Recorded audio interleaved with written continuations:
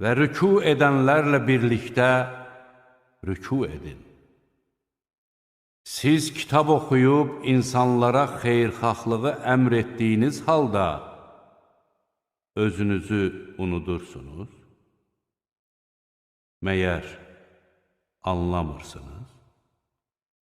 Səbr etmək və namaz qılmaqla Allahdan kömək diləyin. Həqiqətən bu, Allaha itayət edənlərdən başqa hamıya ağır gəlir.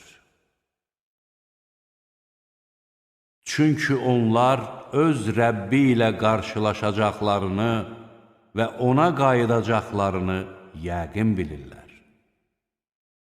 Ey İsrail oğulları!